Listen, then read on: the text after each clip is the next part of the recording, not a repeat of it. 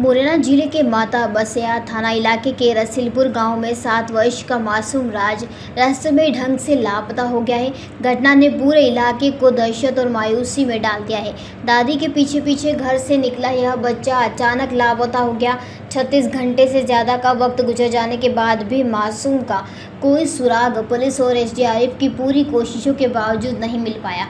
राज जन्म से गूंगा बहरा है और मानसिक रूप से भी अस्वस्थ है। परिवार की बेचैनी का अंदाज़ा इस बात से लगाया जा सकता है कि उन्होंने पूरी रात खेत खलिहानों से लेकर तालाब तक खंगाल डाला, लेकिन बच्चे का कहीं कोई पता नहीं चल सका। सुबह माता बसिया थाना प्रभारी ने मामला अपने हाथ में लिया। डॉग स्क्वाड बुलाया गया। एसडीआरएफ की टीम में तालाबों में मोटर बोट से तलाशी करती रही। खेतों के हर कोने को खंगाला गया, लेकिन पुलिस के हाथ अभी भी खाली बताए जा रहे हैं। परिजन अभी भी दहशत में हैं, कहीं बच्चे का अपहरण तो नहीं हो गया। हेडक्वार्टर डीएसपी विजय भदौरिया का कहना है कि थाना प्रभारी सहित पुलिस बल सर्चिंग कर रहा है। इसके अलावा साइबर का भी सहयोग दिया जा रहा है। अभी तक परिजनों का अपहरण जैसी कोई बात सामने नहीं निकल कर आई है।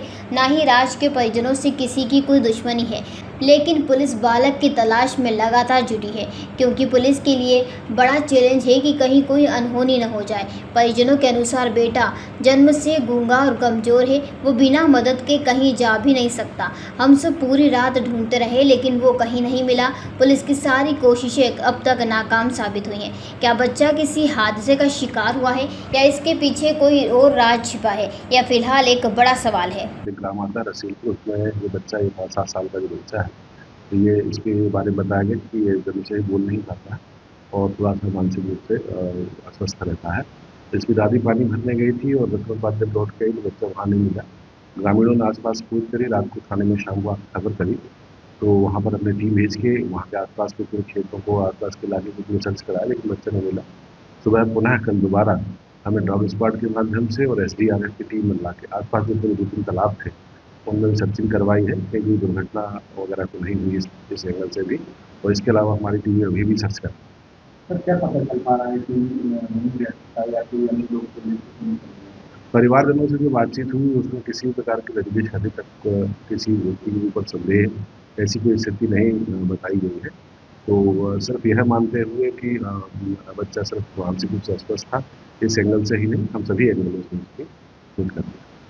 मुरैना जिले के माता बसिया थाना इलाके के जयराम जी, किशन काका, राम राम भाई, राम राम। क्या दोनों भाई बैठ के क्या हिसाब लगा रहे हो? ऊटी लहसुन के भाव आ गए क्या? अरे नहीं रे दादा, ये अपना रमेश नया मकान बनाने के लिए लोन ले रहा है।